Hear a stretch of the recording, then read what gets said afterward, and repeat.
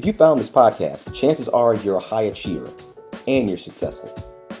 But now you're stuck and stressed, and you realize that everything you've created hasn't given you the fulfillment and the joy you thought it would. This is where we discuss the keys of high performance mindset and stepping into the next best version of yourself. Welcome to the Positive Persistence Podcast. If you're looking to get in shape, let me rephrase that. If you are serious about getting into shape, you're going to want to listen closely to this episode. We've all tried the diets, the detoxes, the teas, or you know somebody who has. So we all know that they don't work long term. So let's shed some light on what does work. Today's guest is a certified precision nutrition coach. He's a Nutrition Coaching Institute coach and a certified Nutrition Coaching Institute mindset and hormone specialist. He's also a certified functional strength coach. And if that's not enough, he's also the creator and host of the Real Coaches Summit in Las Vegas. Aram, Grigorian, welcome to the show. That was an awesome intro there, Ian. I will challenge you on one thing, though. Most of those certifications, I think all my nutrition certs are still active because I don't think I have to renew those. But I'm pretty sure all my PT certs have all since lapsed, which I'm going to tell everybody right off the bat. Credentials are important when trying to find a quality professional, but let their experience do the talking, because if they're experienced and they've dealt with your particular problems and your demographic, they'll probably have solutions for you. Because I know plenty of people that have a lot of letters after their name and they're not helpful whatsoever. So I always want to make sure to clear the air on that. Like, yes, I do have a lot of certifications. Yes, I have a ton of education experience, but it's the day-to-day on the ground work that I do with people every day that makes me better at what I do. And it teaches me what I also wildly still don't know and still need to learn. So I think that's the important part of the evolution of a coach throughout the entirety of their career. I love that humbleness, and I couldn't agree more. I am also a formerly certified NASM certified personal trainer. But since I'm not officially certified, the 6 or 7 years that I was, that knowledge does not just go out the window, right? But I love what you said, because in a former season of my life, when I worked in a completely different industry, when I worked for a beverage distributor, and the owner of that distributor told me, I would rather have somebody with experience in the industry over somebody that just has a diploma coming out of school. Right? He said that piece of paper doesn't mean anything to me. I'd rather have someone who knows actually what they're talking about and been through what they're talking about, because there is always the difference between the person who knows what they're talking about and the person who knows what they're talking about because they've been through it. So I love the fact that you are an open book when it comes to that. So I appreciate that. I have to be, man. There's too much grifting and too many charlatans online, and it's not hard to get certified. I mean, yes, it's rather time consuming in some points, and it certainly costs some money. But yeah. I mean, I remember getting CrossFit Level 1 certified in a weekend in Jersey, and back then it was like 2006 or 5. I could have opened up a CrossFit gym and started training people that next weekend if I wanted to, with just the cert. Right. And it's scary, man. Like, the barrier to entry in this industry is so low, and there's no governing body that regulates any of us. So we can all claim whatever we want. And a very popular term you'll see in the industry is the word nutritionist. That's not an actual real job or distinction. So if you ever see somebody call themselves a nutritionist, just understand that is 100% self-made up. Self-proclaimed, I'm a nutritionist, it means nothing. Now, the only real distinctions from an education standpoint and accreditation standpoint is a registered dietitian.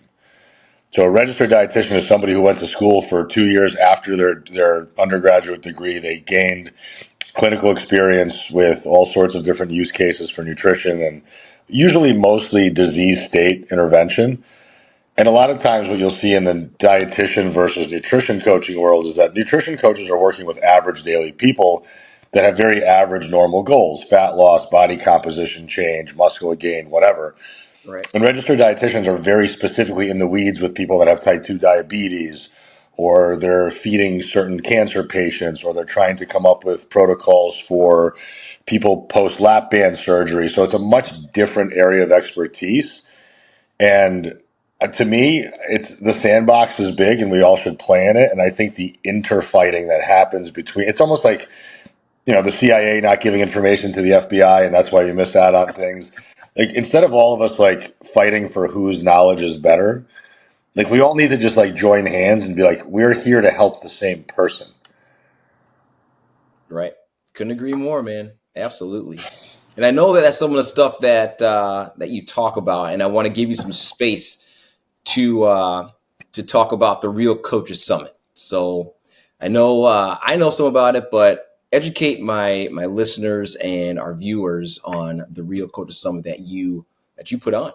Well, I appreciate you giving me the airspace for it. It's a passion project of mine that started in 2023. I'd been going to fitness conferences for a long time, just for two reasons: to learn from professionals that were further along the road than I was, and then also to network with other professionals in my space to understand how they're doing things and to collaborate and just create a community of like-minded thinkers. And what I often very much saw was that the education on stage was never extremely relevant or practical, and it was very theory based, and it was almost very rhetorical. It was like they were coming up on stage to talk at you and to sell you something and to basically proclaim how good they were at their job.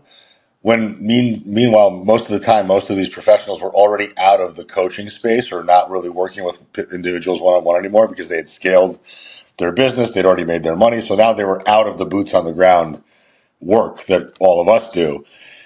And I just felt usually like it was just like, okay, I came and I heard about creatine for the fifth time this year. I heard about protein and how important it is. Like most average pedestrians who follow anybody of any type of knowledge base on Instagram can tell you the importance of creatine and protein. They don't need to go to a seminar for $700 and hear it all over again. Right. So I just saw a lot of voids in the live event space and what people were getting out of it. So I basically just decided to create my own. And what I did was I plucked professionals who are in the weeds, in the trenches, still coaching real people. And that's why I call it the Real Coaches Summit. They weren't talking heads. They weren't just figureheads. They weren't just celebrity trainers or coaches. Like these are people that have active client rosters, who have curriculums to teach other coaches. They're doing the work every single day. They have practical experience. They have anecdotal evidence that they can teach on and present case studies on. And then also the other part of events that was lacking was the fact that logistically it was always a pain in the ass. You'd fly into a place, hotel rooms would be expensive, meals were having to get covered by you. You'd have to figure out where to eat, which was usually either walking or Ubering from the hotel, which is never easy. Yeah. And then anytime you had the opportunity, like you could get access to the speakers, but you'd have to pay some type of a VIP ticket, or there was always some red velvet rope in front of you to prevent you from getting to that access. So I just took all those walls down and I basically just told, I don't pay any of my speakers a speaking fee. I pay for their hotel rooms and I give them the same meals that my attendees would eat because I provide all meals. Everything is under one roof. I do it at Caesar's Palace. It's a relatively inexpensive hotel. It's under $200 a night, which is nice. Vegas is one of the easiest places to fly into from almost any place in the country direct. Mhm. So I removed a lot of the logistical barriers, and yeah, my ticket price might be a little bit higher. Like right now, I'm charging $848 per seat, but you're getting essentially 2.5 days of eating out of that. You're getting 2 days of masterclass level education, and you're able to actually sit with the presenters and educators and have breakfast and have lunch and have dinner and have cocktails with them at night and pick their brains and really build relationships, Yeah. as opposed to a lot of the events you go to, you hear the person talk and then they're gone, like poof, like you don't even see them again for the next day. Or a lot of times they'll fly in just for their talk and then fly out that same day. And I just didn't want that to be the spirit of my event. I never wanted to feel exclusionary. I never wanted it to feel transactional. I wanted to feel like we're all in the same playing field, but we're trying to get to this next level. And you are the example of that next level. So you should be there giving back to the community that you once sat in. Right. That's unheard of, like in the live event space. So if anybody who's listening or watching this, and if you've haven't been to a live event, all those things that Aram is talking about, that is so true. Like people will become completely quote unquote untouchable after they've spoken on stage, spoken at you, and then they take off, and then you don't have any way to follow up with them other than maybe the QR code that they put up on the screen, right? That leads to the link that sells whatever. But I have been to a couple of live events where you do have the ability to sit down with the speaker, and some of those conversations that you have are, worth the ticket, the admission price to get in. Just that side conversation that you have, because you get to ask them some really specific pointed questions and pick the brain, as you said. So, those walls that you brought down and make it really attainable and feasible for someone to come absorb the knowledge and actually get to talk to some of the speakers, man. That's awesome. So kudos to you for putting that event on. That's amazing. Thank you. I'm on year 3. I'm net down $100,000 personally on it. I misbudgeted last year. I oversold tickets, but I undercharged for them. So I was left holding the bag a little bit. But this year they're priced appropriately. I'm hoping to at least break even this year because I can't afford any more $70,000 losses. So we're at 125 sold as of today. Today's January 7th. The event's in April 13th through the 15th. So hopefully in another 3.5 months, we'll fill it up and everybody will come. I will break even and I can justify hosting it again. Because I have a threshold in my head about what I can possibly lose and still justify running it. Like maybe if I was to lose like 10 grand or something, okay. But if it's any more than that, I really need to put a lid on it because I'm just, obviously the tides are changing. Maybe people don't want to go to live events anymore. Maybe they don't find them as valuable as they used to. Maybe I'm targeting the wrong demographic. I don't know. I'm not an expert at any of this stuff. I just decided to create a space for this type of education and networking and just do my best to try to spread the word on it and hope people show up. Because at the end of the day, like anybody can scale a business on the internet. It's not hard. If you have any level of social media presence, any level of marketing savvy, you can sell anything online and grow and grow and grow almost endlessly. But are you fulfilling the clients that you're selling to? Are you doing a good job of taking care of the people in your ecosystem? Are you constantly trying to develop your own skill set so that you can keep solving and having solutions to people's problems as they arise that might be unique? And I think what a lot of coaches in the nutrition and fitness coaching space are not doing is that they're not focused so much on developing their skill sets anymore after their initial certifications. They're just trying to amplify and scale their business. And I think what happens to their clients is their clients start to become people that get neglected now, or the focus is now lost on the individual and it's just placed on this idea that they're all dollar signs to them. Right. So in my opinion, to earn your living and to do a good job and to make money that you deserve, you have to be good at what you do. And if you're good at what you do, people will come to you without you having to sell it.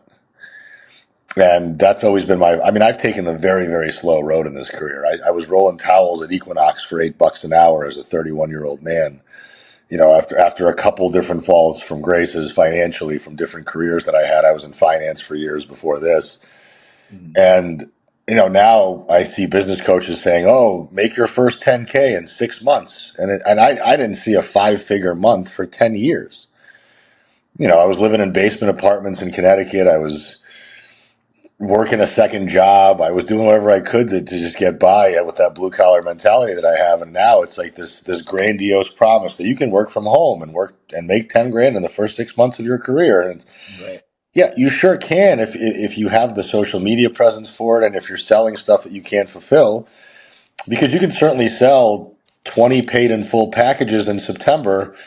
And then by January, all those people are gone, and now you have to get another crop of people to come on, and you're not really polishing your skill set. You don't have case studies to support your work. You've got this open revolving door of clients in and out that get no fulfillment, no personal attention, and that's just not the way I want to do business. Yeah. And I love the way that you talk about how you had to grind and how it all didn't just come immediately, because that shows that you went through it, right? Again, those people that know about it and those people that know about it, right? And since you are one of those people that know about it, like I love the fact that how you always you're candid and you keep it real.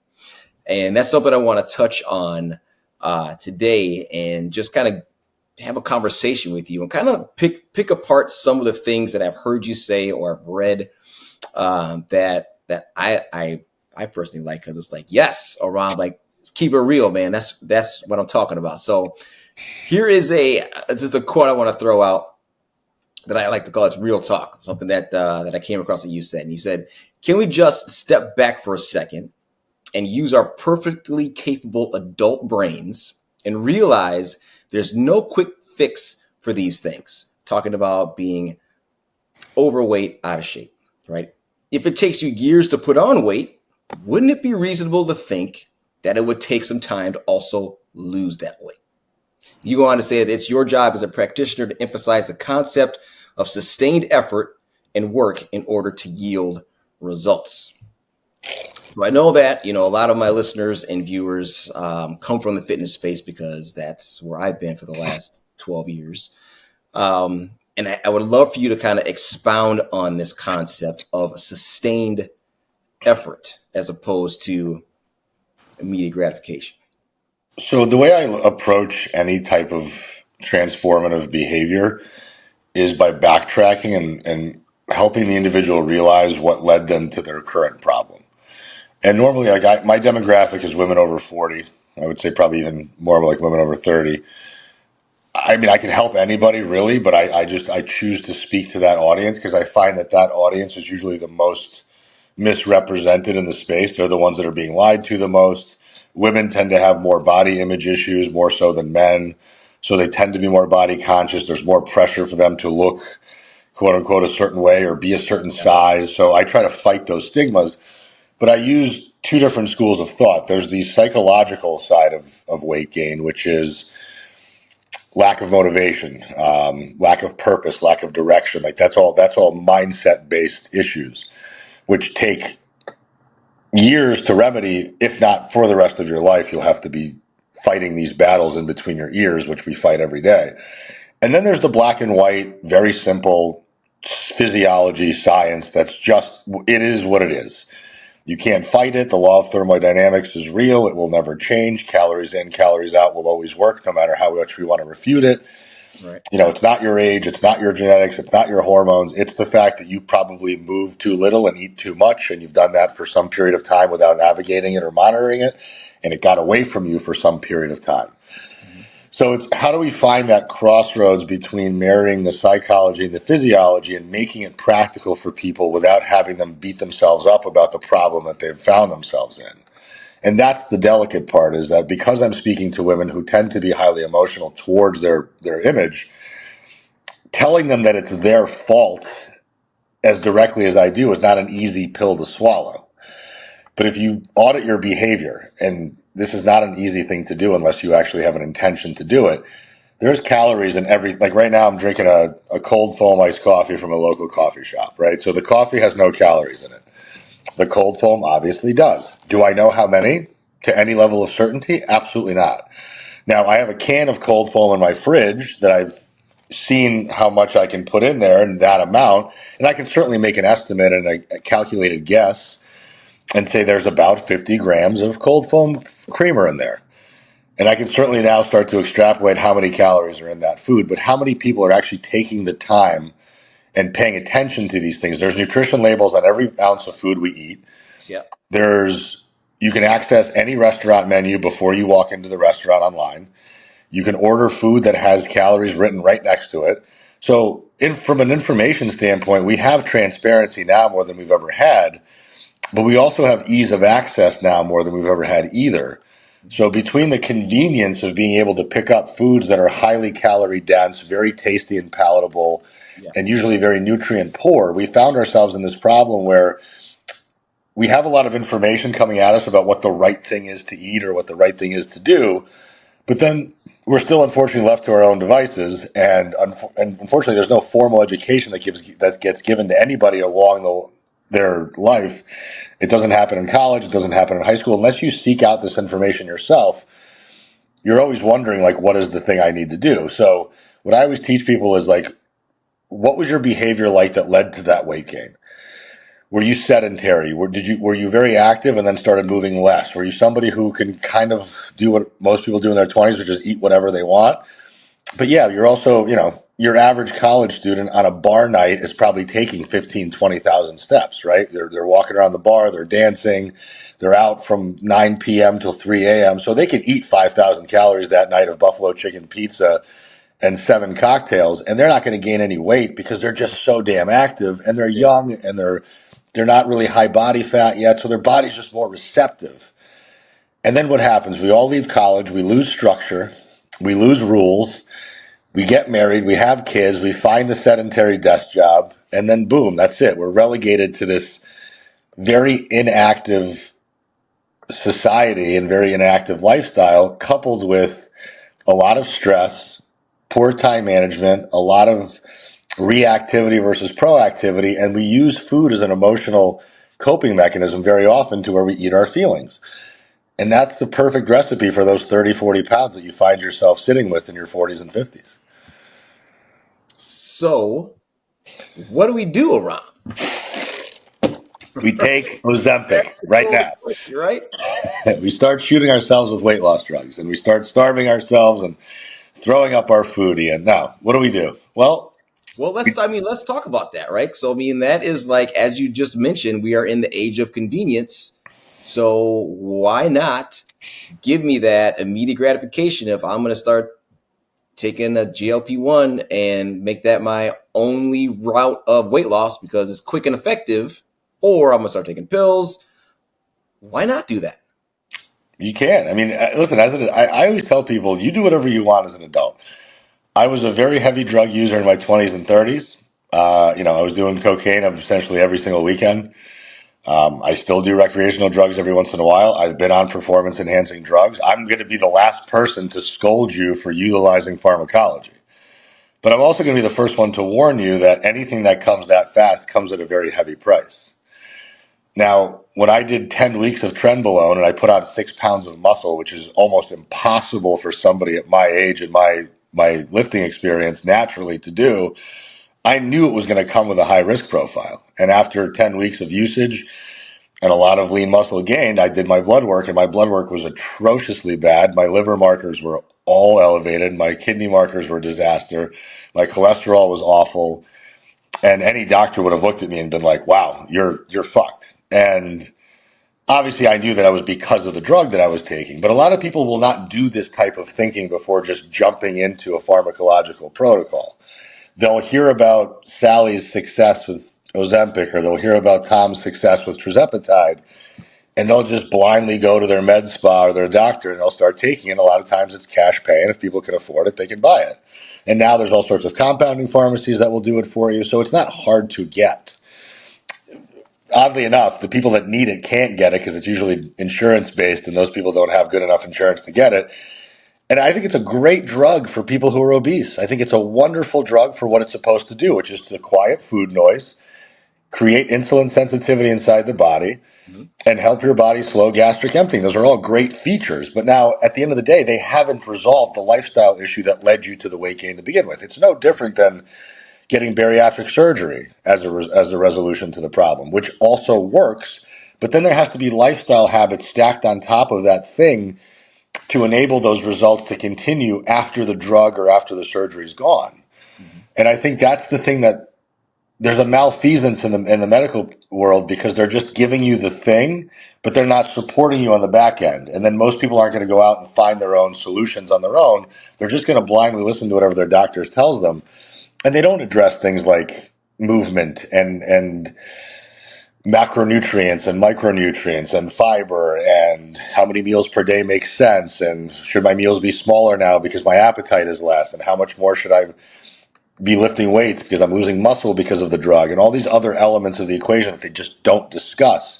Mhm. So I think that as an adult, as long as you're well informed and you have informed consent, you can do whatever the hell you want.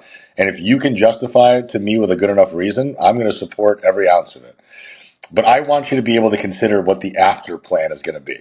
Because at some point, I mean, what we're finding now, though, Ian, is that a lot of people are going to be on GLP-1s for the rest of their life. So the same way that people get on hormone replacement and they have to use hormone replacement now to replace what their body doesn't create, these people become, I don't want to say physiologically dependent on the GLP-1, but it's pretty close. And a lot of times they'll titrate the dose down low enough to where that can sit in the background and do its job at a very, very minor level, but it's still present. And without it, we've seen reversal of fat loss. We've seen more accelerated fat gain.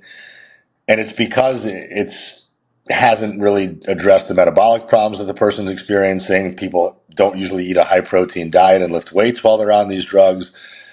So I think without the lifestyle interventions, like how you should be living as an adult is somebody who eats 3 to 5 times a day, is getting, I think the whole 8 to 9 hours of sleep is kind of ridiculous for any real human being that has a job and kids and multiple responsibilities. I think if you can get to bed by 10, 9:30, 10 o'clock, and you can be up by 5, 5:30 getting going, that's probably fine. Like, don't stay up until 11, 12 o'clock fucking around and watching Netflix and then wondering why you don't feel good the next day. Right. We've all been down that rabbit hole. It doesn't feel good. And then you're waking up in the morning while your kids are also waking up, running around. Your whole day is overwhelmed now because you just started it off on a bad note. You should be trying to walk and stand more than you sit. Obviously, I think human beings were meant to be mobile, and we're just not mobile anymore. We should be strong enough to push and pull and squat and hinge and lunge with very little effort with a body weight, and then hopefully add some weight to that to build some strength and muscle, or at least keep muscle tissue on the body as we age, because we lose it at a rate of 3 to 5% every 5 years, which is a staggering rate with sarcopenia, which is a real thing that all of us will have to go through. Right. And then we have to have some semblance of just a quality nutritional profile. Is the food that we're eating making us feel good? Do we have a good mood? Is our energy high? Are we constantly in digestive distress because of the foods that we're eating? If the case, if that answer is yes, then we need to audit what we're putting in our mouth. And I think any of us can very easily tell the difference between having a pastry for breakfast and how it makes us feel versus having egg whites and spinach for breakfast and how that makes us feel.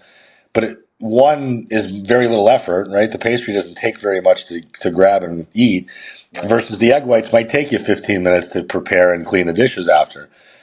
But again, time management. If it's a priority to you and you value feeling your best, you're going to make the time to make it work. I've watched parents with 3 kids and 2 jobs figure out ways to get all their kids to practices and pick up this kid from this practice and that kid to this appointment while also making dinner, while also still working.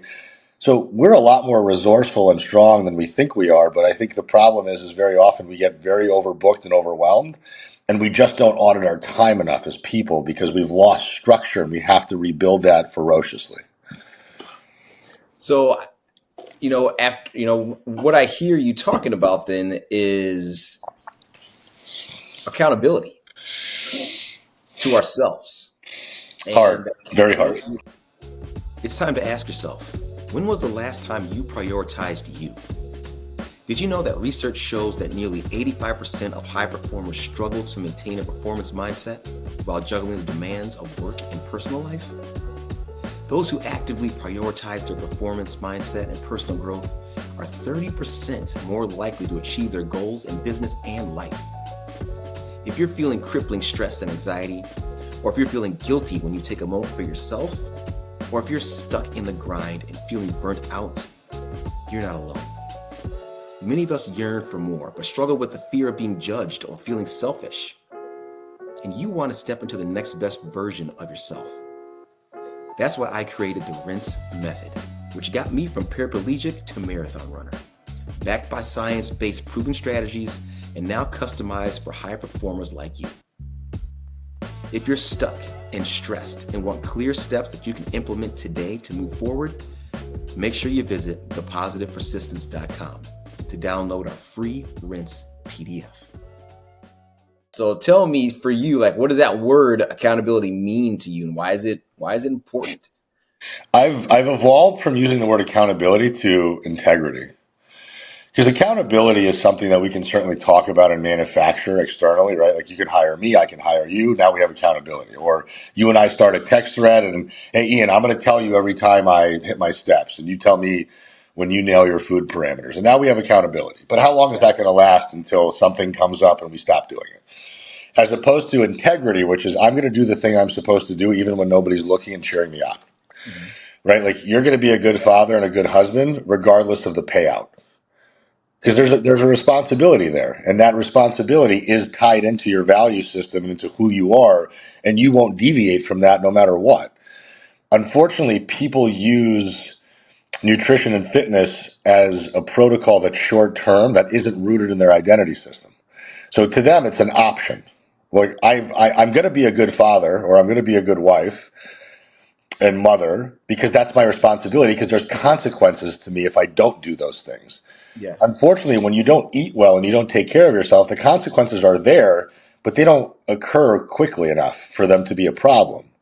So you let your foot off the gas a lot easier in those departments. So I think it's really more starting to think about how these things amplify your quality of life first and foremost, and then tie them into your integrity value based system to say, I don't care if I'm busy, I'll figure out something to make it work. I don't care if I'm tired, I'll still contribute something to my self care. And I don't care if I'm depressed or stressed, I'm still going to do something that day to make me feel human and make me feel important. And I'm not saying like you have to be perfect, because I think people have this perception, if I'm not perfect, it's not going to work. It's just about being consistent. It's just develop these systems and these routines so that even on your worst day, you're still contributing something to the process, and that's at least giving you some level of fulfillment. And now it's making you confident that the process you chose or the value system you have is actually working for you. That is huge, because I know that there is that all or nothing mentality out there, and people who feel like if, they missed the meal they're supposed to hit, screw it. I'm having pizza tonight. Or, I missed my workout, there goes the whole week. And I know for me personally, there's been days where like working out is tied to my identity. That's just part of me. That's who I am, is what I do, is what I enjoy. And there's days where I just don't feel like putting in a full workout. So I may just do like 20 minutes, but that's enough for me to feel good about it. Even though I didn't do what I should have done, I still have enough activity or enough of that feeling, which is what we're talking about, that feeling of accomplishment, to say, okay, I can check that off for a day and feel good about it and move on. It's, And I don't have that, well, shit, now it's been 2 or 3 days, haven't worked out, screw it. it's compounding interest. If you were to put $1 into a savings account every day, it's not going to seem like a lot at the end of the week. But at the end of the year, you got $365 in the account that you didn't have before. And I I think we just live in such a heavy comparison based time where we have the internet now and we have social media and everybody's showing you a highlight reel of their life, and it's making people feel like they're just not doing enough. And I think you have to always understand, what is your starting point, what is your individual lifestyle, and what are your circumstances, and what are you actually able to contribute to the process, both energetically and emotionally and physically, because you only have so much bandwidth. Like, think about yourself as a cell phone battery. At the end of the night, you have to charge that battery every single day, or else you're going to show up the next day at 60% versus 100%. And that's what people just don't remember, is that if I'm 500 pounds, the first 100 is going to come off a hell of a lot easier than the next 100. If I'm 170 pounds, I may not be able to lose weight at the rate that the 500-pound person can, because I don't have as much weight to lose. Right. So my expectations have to be more tempered. Or if I have to lose weight and I also have 2 jobs and I'm a single parent, how much can I truly contribute to this process? I only have so much time to exercise, only so much time to prepare food, and only so much time for myself and my leisure, so I don't kill myself at the end of each day with all these different stressors. And I think people just don't respect their starting point, and then they set unrealistic expectations, which then they don't adhere to, and then they disappoint themselves, and that's what deters them from wanting to continue the process. But what I always remind my clients of is, you're going to eat food for the rest of your life, so figure it out. And you're gonna and should move your body until the last breath you take, because that's the thing that's going to keep you alive the longest. And if you're not utilizing that, then you're just waiting for a very, very shitty back half of your life. Real talk. I love it. I love it. Well, And it's my parents are older, man. I'm watching it happen with them. yeah. And like, I get it. Listen, immigrant parents. We came here in '89 from Russia. My parents worked 3 jobs apiece for 10 years of my life. Do you think my mother gave a fuck about fat loss when she was trying to put food on the table? No. Right. So another thing that people need to understand is fat loss is a privilege. Fat gain is a privilege. I'm reading a book called Burn right now. It's by a guy named Herman Ponzer. He's a metabolic researcher out of Duke University, and he spent time with the Hadza tribe in Tunisia. And these are people that still live a hunter-gatherer lifestyle. They don't have modern technology. They don't have tools. They don't have weapons. They still hunt with spears. They still hunt and gather whatever they can off the shrubbery and off the land, and that's how they live every day. Do those people get fat? No, because all they do is move all day and try to survive, and that's how their life is. So the fact that we have a box full of food whenever we want it in our kitchen, and the fact that we drive everywhere we go, and we don't even appreciate these luxuries that we have, and then we bitch about the rate of or the lack thereof of fat loss. It's like, well, what did you expect? Right. And I love your take on expectations because I mean, once you boil it down and you look at it through a different lens, like you just did, the expectation should be different. But as you said, it's not because we are used to the life, especially that we live in the United States, where we've got everything at our fingertips in terms of convenience and easiness factor.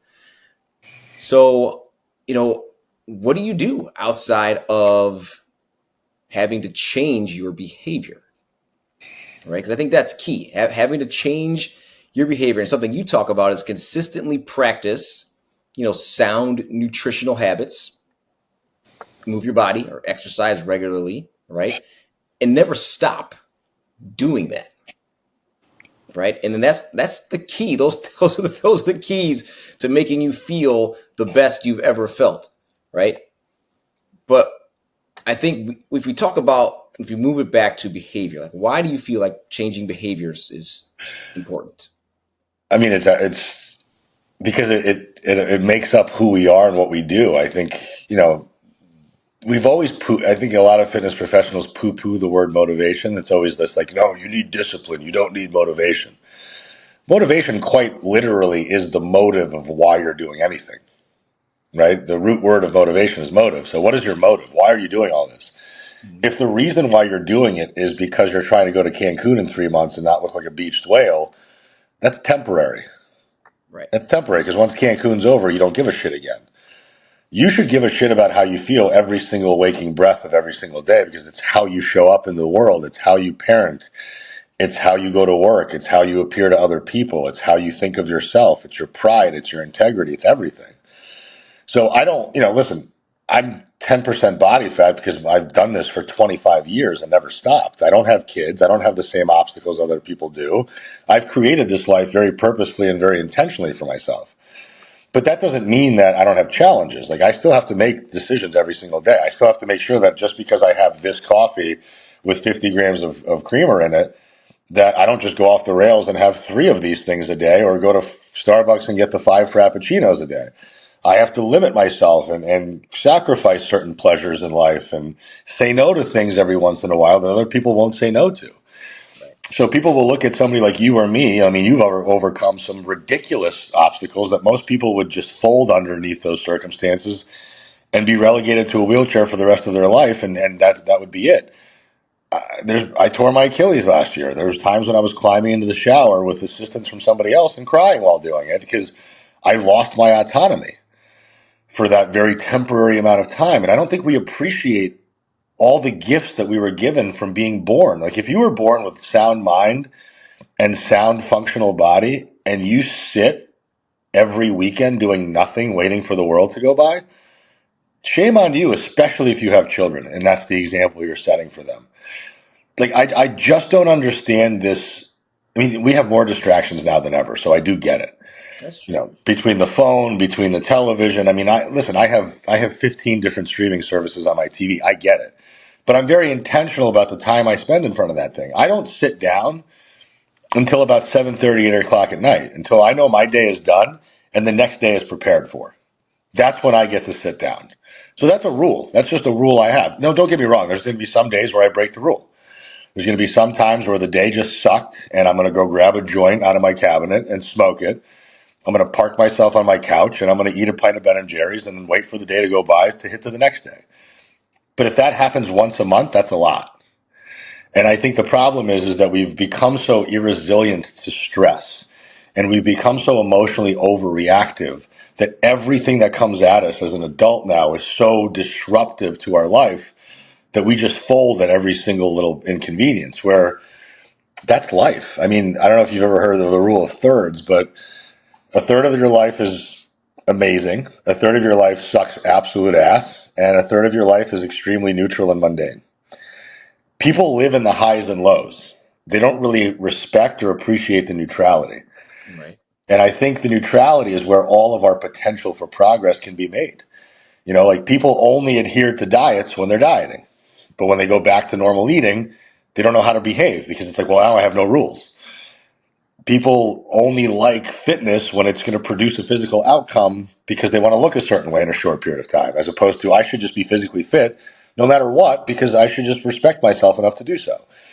Yeah. So it's these very internal struggles that we've created for ourselves, these mental barriers and these identity problems that we've created. And at any moment, we can decide to change our story and become somebody different with a great amount of effort and a great amount of intention. But it's not impossible. I mean, we've all seen the heroin addict become a business owner. And we've also seen the business owner become a heroin addict. And what is that other than just a series of choices that those two individuals made? I love that. Yeah, because it comes down to the decision, right? Typically, how bad do you want to change? And is the pain of dealing with whatever scenario or reality that you're in right now, is it greater than the pain that is going to take you to get out of that situation, right? I think it's hard for us to really conceptualize and feel the pain of our current situation. It's never, unless it's really dire and bad, it's really never that bad, right? Like you felt what really bad felt like. Yeah, I was going to say dependent on the situation. Yeah, Yes. like you were, I mean, you essentially had to fight for your life. Many of us will never have to feel that until our last days. And I don't ever want life or our advice to become a trauma competition. It's not about my day being worse than your day, because everybody's day is uniquely bad in their own ways, and everybody's life is uniquely difficult in their own circumstances with their own perspectives and experiences. Like if you've never had a bone break before, you don't know what a bone break feels like until you do. So I've never lost the ability to move my lower body. I have no idea what that would feel like, and I don't know what how I'd respond if I did. So it's hard to get somebody to walk in certain shoes unless they've had those shoes on before. So I do get it, but I think unfortunately we have to start to manufacture our own discomfort. We have to get to a place where we have to install levels of obstacles and levels of discomfort to test ourselves, because sometimes life isn't testing us enough. And sometimes we have to find these lessons and these opportunities, but a lot of times people aren't open-minded enough or willing enough to be uncomfortable. And they keep themselves in this very comfortable place, and that's what prevents any ounce of development. Yeah, I think you're right. I mean, the saying of getting comfortable with getting uncomfortable. I understand the sentiment, but it just that doesn't make sense, right? Like, who does that? I mean, I guess people do it. Some people excel at it, but for the general population, that's just not a reality. But I mean, but that being said, you do have to get to a point to where you are uncomfortable enough to want to make the change. You make that decision that I'm not doing this anymore, or I don't like how this feels anymore. Like something has to change, and that something has to be me, and I have to make the decision to take action. It's And then hard. once you're in that mode of taking action, you have to have some way, shape, or form to build that resilience, as you've talked about, or that mental fortitude to realize that this shit's going to get hard, right? That M word, that motivation that got us started, that got us off the couch, That may drive us for the first couple of weeks, but then when shit gets difficult and we're not seeing results right away, that is when, discipline has to kick in, and you have to believe that the shit that you're doing, like you said, day in and day out, it's not going to be immediate, but if you keep doing it, eventually you're going to see the benefits. I think we all at some point need to outsource these things because anybody that I know who's successful has had mentors, has had coaches, I mean, Michael Jordan wouldn't have been Michael Jordan unless he had Phil Jackson, unless he had Tim Grover, unless he had all these people in his back pocket that were talking to him and Yeah. I mean, that dude was an alcoholic gambling addict who just had a natural talent. Any day of the week, he could have smoked anybody. But any day of the week, he could have ended up at a casino until 5 in the morning. And if it wasn't his team of people that were caring for him around him to keep him out of that shit and keep him focused, he left to his own devices. I don't know that he would have been the greatest basketball player of all time. And think about it. Like, we have people cutting our lawn. We have people cleaning our snow. We have people cutting our hair, changing our oil, cooking our food. But then when it comes to nutrition and fitness, we're like, nah, we'll figure it out. No, you won't. Unless you have the time and the curiosity to, like, I started at 15 and never stopped. I read it. And I grew up in a time where you didn't have social media and you didn't have information at your fingertips. I had to go read books. I had to go read magazines. I had to ask people what their opinions were. I had to learn from guys that were 45 years old at the gym when I was 15, scared as shit to go walk up to them and talk to them. And these were some scary looking dudes in Carhartt jeans and, cuts and tears all over their fingers because they were iron workers and they were sitting there squatting 500 pounds at 7 o'clock at night after a shift. That's who I learned from. And now you can get online and you can find out about everything on ChatGPT in 13 seconds. You can create a meal plan in minutes. You can create a workout plan in shorter than that. So it's not an information problem. It's just, are we just putting the stuff to work? And like you said, if you don't work out, you don't feel good. If you don't eat well, you don't feel good. And I think people forget how good feeling good feels until they really lose it. And then they go and try to pursue finding it again. And for me, Yes. the holidays were a tough time for all my clients. And the message that I left with them on January 2nd was, I'm going to let this slide one time. I'm going to let you guys have your pity party for the last 2 weeks of December. And I'm going to keep my standards real low for you, just so you understand what it feels like to feel like shit. But we know that there's other holidays coming. We know that there's travel coming. We know that there's birthdays, parties coming, and dinners out and events. And if you tolerate feeling like shit, you're going to continue to tolerate feeling like shit because of the decisions that you chose to make as an adult. Nobody forced you to eat 12 cookies at Christmas dinner.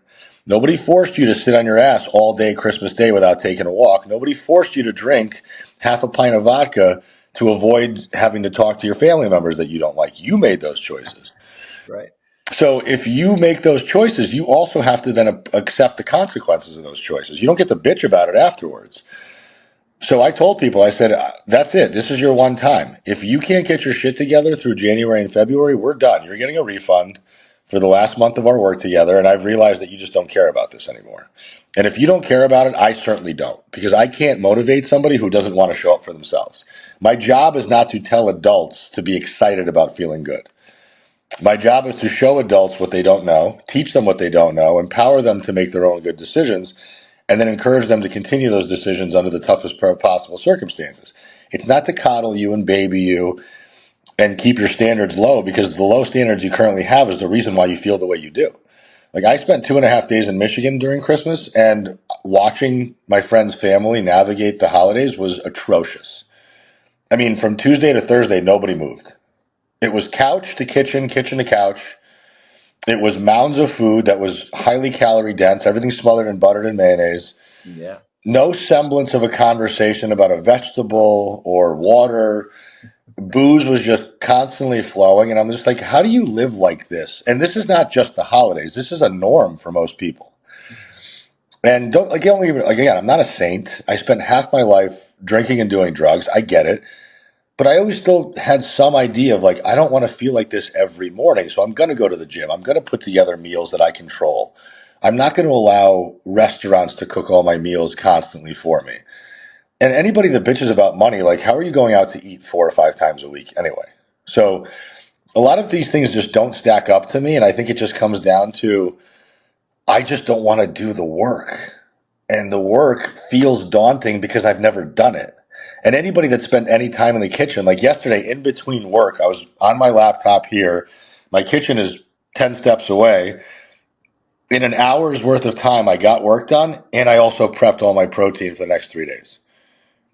Most people work from home now. You can do that. There's nothing preventing you from doing that. You're not on back-to-back meetings on Zoom. And if you are, if you walk away from your Zoom meeting for 30 seconds to turn the beef over, nobody's going to say shit. Nobody will even notice that you were gone. So why don't you go and do that? But you don't, because you don't make the time for it. And it's not that important to you until it becomes a desperate priority. And then the problem is it's still not a priority because it's still fueled by desperation as opposed to quality of life. And it's hard to extract that deeper why out of people until they find it themselves. And I don't care if Jesus himself comes down from the heavens and shakes you by your shoulders. Until you want to change, you never will. Real talk. Aram Grigorian. I love it, man. I love your candidness, and I appreciate it. Aram, I want to also thank you, man, for your time this morning. You have dropped a lot of knowledge and wisdom for our listeners and our viewers. So if they want to get some more of Aram, where can they find you, man? I'm on Instagram most of the time. I answer all my own messages, my DMs. So I'm at 4 weeks to the beach. The number is 4 and the number 2. 4 weeks to the beach. If you just type in the number 4 weeks, you'll see me come up. I wish I could spend more time talking about the nuances of nutrition and fitness, but the problem is they're highly individualized, and I don't like to give people broad advice. Like everybody knows to eat protein, everybody knows to eat vegetables, everybody knows to lift weights. Yep. Yep. Like you guys all know this stuff. I'm not going to sit here and bore you with it. When it comes to individualized, what should I be doing? I would probably ask you 25 questions before I gave you an answer, and that would probably bore you to tears before you wanted to listen to the answer. So if you want personalized attention, you certainly can come to me, and I'm happy to give it to you for free. I give away a ton of free information every single day because I know that 99% of the population won't use it for long enough. And that's just how it works. But if you're a coach listening to this or a fitness professional, realcoachessummit2023.com for details and tickets on the event.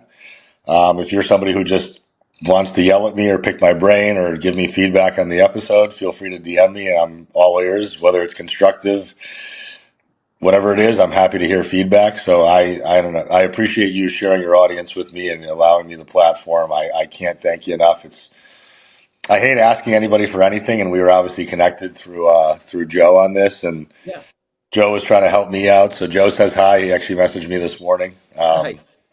Asking if I needed any other connections. I said, as many people as you can throw my way that I can talk to, I would help. But hey, listen, hopefully you come out in April and we get to meet in person and hang out. And What's the give us the location and the date for a Real Coach Summit again? Caesar's Palace in Vegas, the April 13th is the Sunday to the 15th, which is a Tuesday. So the first day is just get there, meet and greet, dinner at night. And then Monday, Tuesday is the actual event. The education is on Monday, Tuesday. Social events both nights just to get to know one another and hang out. And then usually people either fly out late Tuesday or early Wednesday. So April 13th through the 15th. And there's payment plans available. So people that want to pay for tickets up front, they can kind of put off the payments in chunks. All meals are included. So you have the high, and I've picked all the menu items myself. So everything's very protein dense and there's vegan options and everything like that. So I tried to cover all the bases, but yeah, I appreciate the time, man. It really is nice to connect with people who care about making the world a better place. Absolutely. We'll put the link for Real Coaches Summit and your Instagram handle in the show notes for sure. And Aram Grigorian, again, man, thank you so much for your time. Appreciate you. And I want to thank all of our listeners and our viewers for tuning into this episode. And like we always say, be positive, stay persistent, and remember that mindset is everything. And we'll see you next time. Thank you for tuning in and being part of the Positive Persistence family. We're having a great time creating this content, and we truly hope it inspires you to embrace positivity and persistence in your own journey. If this podcast episode inspired you or entertained you, Scroll down, hit those stars, and leave a comment or two. Your 5-star reviews and shares encourage us and help us grow the show. So until next time, stay positive, stay persistent, and remember, mindset is everything.